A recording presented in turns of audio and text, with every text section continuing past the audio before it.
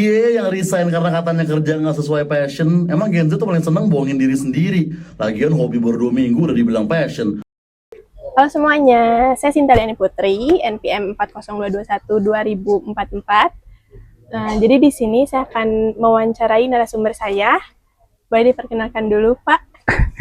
Halo semuanya, nama saya Kurnia Haji Pratama. Saya di sini selaku CEO media digital namanya Pemain ke-12. Jadi saya akan mewawancarai Pak Aji mengenai gimana sih Gen Z itu selaku CEO di perusahaannya. Karena kan rata-rata karyawannya itu kan Gen Z ya. Iya benar banget. Jadi menurut Pak Aji ini tuh apa sih alasan utama kenapa banyak Gen Z yang milih untuk resign lebih cepat dibanding generasi sebelumnya, milenial gitu. Kayak kenapa Gen Z tuh lebih cepat mengambil keputusan gitu loh. Iya, aku rasa karena kan ini benar-benar aku juga ngerasain beberapa tim aku atau karyawan aku ini kan emang dia Gen Z yang lahir di atas tahun 2000.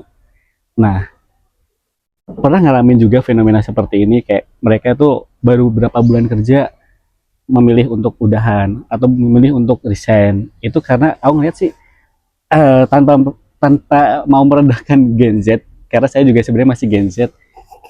Mayoritas Gen Z tuh kayak dia itu pengen kerja sesukanya, semau-maunya. Aku rasa kayak gitu. Dan Gen Z itu sebenarnya cukup susah diatur sebenarnya sih.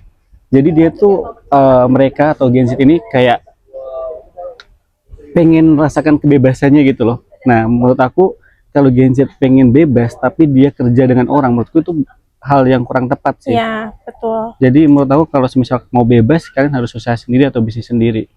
Nah, mungkin Gen Z ini karena dia susah untuk diatur dan dia susah mengikuti peraturan apa yang ada di tempat dia kerja atau perusahaan dia kerja, terus dia merasa nggak nyaman, ya akhirnya mereka memilih resign dan mencoba tempat baru yang sekiranya dia bakal nyaman. Tapi kalau nggak nyaman lagi, mereka bakal pindah lagi.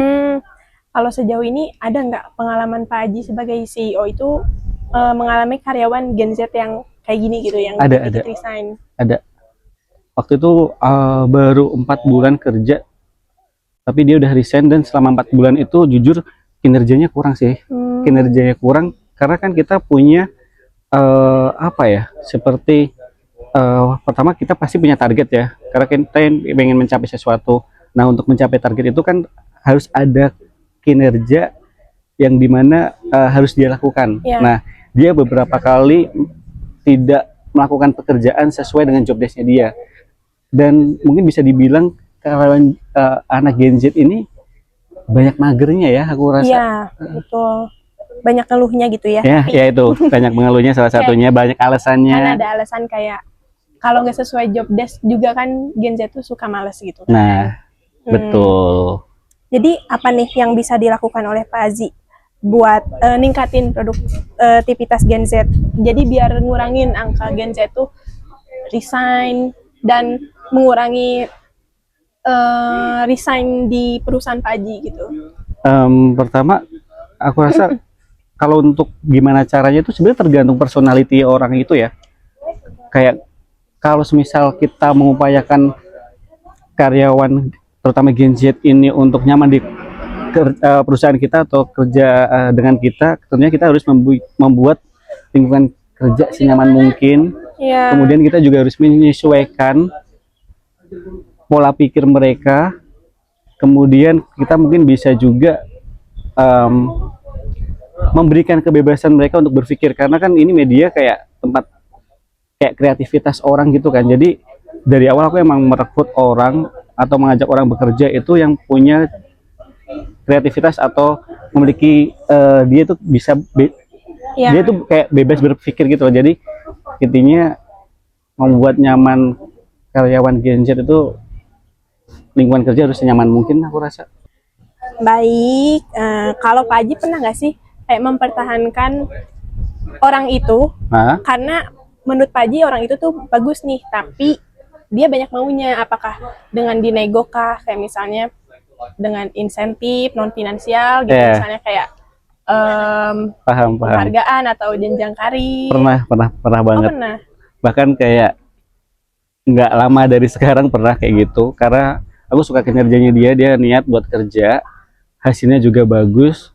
Nah, tapi waktu itu kita ada project tertentu, dia milih mundur karena memang dia merasa projectnya itu juga berat buat dia. Tapi akhirnya aku menahan dia, membujuk dia ya dengan cara naikin insentif itu sih. Yeah. Itu mungkin salah satu cara ampuh yang bisa mempertahankan dia. Karena mungkin kalau insentif naik, dia juga merasa karyanya dihargain sama kita. Yeah. Gitu. Karena kita juga butuh dia juga butuh kita, jadi saling mutualisme lah.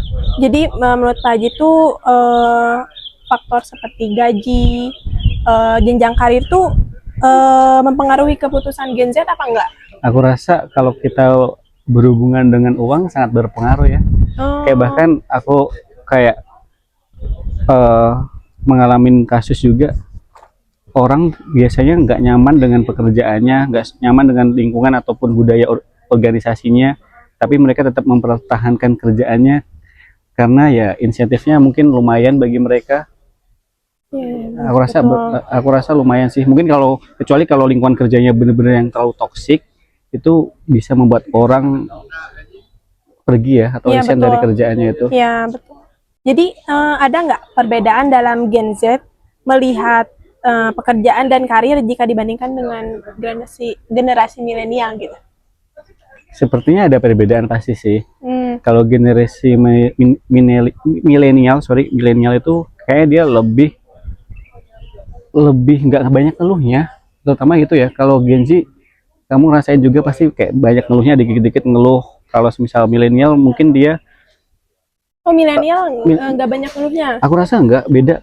Dan kalau milenial lebih ngikutin aturan gitu. Ya pastinya. Kemudian kan kalau mungkin karena kebutuhan juga, karena ya kalau usia milenial untuk saat ini kan mungkin udah banyak yang berumah tangga, sedangkan Gen Z kan banyak yang masih perintis karir. Jadi kalau misal udah banyak kebutuhan atau banyak tanggung jawab, dia nyaman nggak nyaman pasti dia bakal mempertahankan kerjaan itu karena dia harus mendapatkan gaji yang dimana untuk menanggung jawabi keluarganya atau dirinya sendiri. Iya, tapi gitu mungkin sih. Kalau dari segi kreatif itu mungkin lebih ke Gen Z ya. Gen Z. Aku rasa itu tergantung personalnya ya. Dia mengikuti perkembangan zaman atau enggak. Terus dia mengikuti yang sedang tren atau enggak. Gen Z juga yang enggak up to date juga banyak sih aku rasa. Begitu juga milenial bahkan milenial yang up to date juga banyak gitu ya. Jadi menurut aku tergantung personalitinya gitu, orangnya itu. Oh baiklah. Apakah Pak Haji nih sebagai CEO atau perusahaan Pak Haji itu udah cukup paham dan mengakomodasi kebutuhan serta keinginan Gen Z dalam dunia kerja? Aku rasa udah sih. Yang tadi aku bilang tadi kan salah satu hal yang membuat nyaman karyawan itu adalah lingkungan kerjanya, begitu juga tempat kerjanya, budaya organisasinya kayak gitu kan. Nah, aku itu mendesain tempat kerja itu benar-benar senyaman mungkin, se-PW mungkin, bahkan kayak bukan yang formal kayak seperti kayak kantor pada umumnya. Jadi benar-benar itu tempat nongkrong.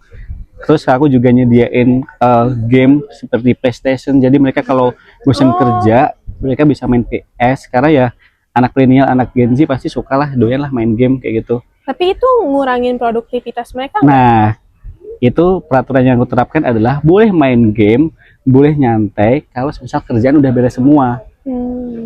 Nah, itu juga nggak di jam kerja gitu. Iya, di jam kerja. Jadi tapi nggak terus-terusan ya, kayak mereka juga harus tahu diri juga kan. Karena kan kerjaan kita di media, jadi kita kan harus cukup banyak riset, membaca berita kayak gitu-gitu kan. Tapi tetap ada waktunya buat main game atau kita nongkrong bareng, hangout bareng, itu pasti selalu ada sih kayak gitu. Jadi kayak kita, nah satu lagi, sorry tadi ketinggalan, membuat karyawan nyaman itu perlakukan dia seperti teman.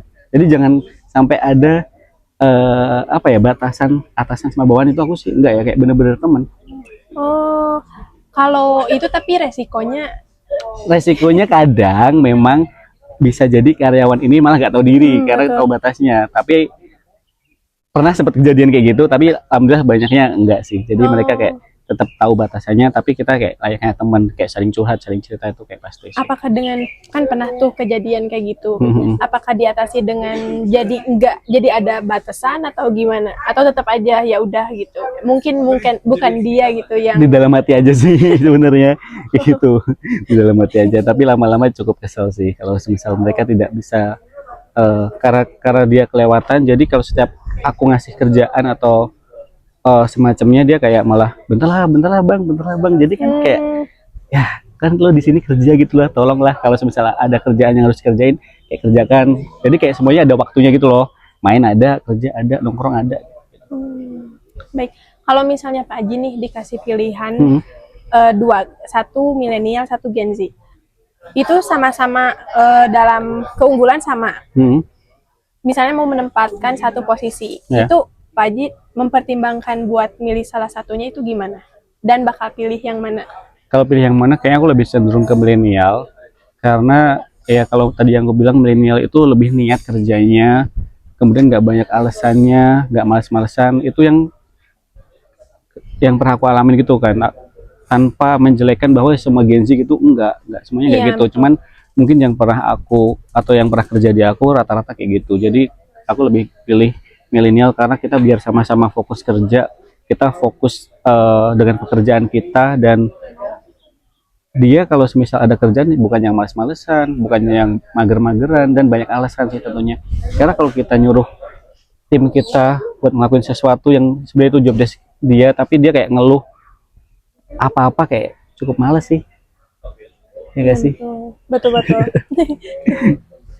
Ada nggak kalau banyak karyawannya banyaknya Gen Z? Gen Z semua untuk saat ini.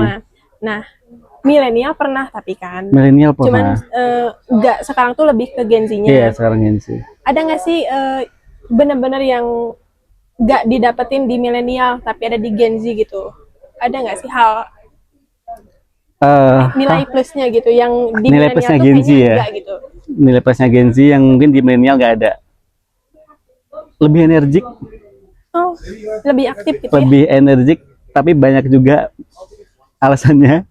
Jadi itu kemudian mungkin yang tadi kamu bilang benar sih, kadang Gen Z itu banyak ngasih ide kita yang dimana saat ini emang lagi rame gitu, atau enggak dia ngasih ide-ide baru yang orang lain tuh belum pernah, itu tetap ada sih kalau untuk ngasih ide. Tapi ya tadi aku bilang, kalau untuk minusnya ya mungkin banyak alasan, banyak magernya itu. Tapi kalau untuk memberikan ide-ide yang fresh, aku rasa Gen Z itu adalah keunggulan mereka sih dibanding generasi sebelumnya ya. Iya betul. Kayak gitu.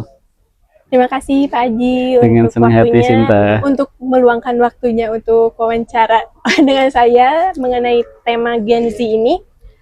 Semoga paparan dari Pak Haji bisa bermanfaat bagi semuanya. Terima kasih.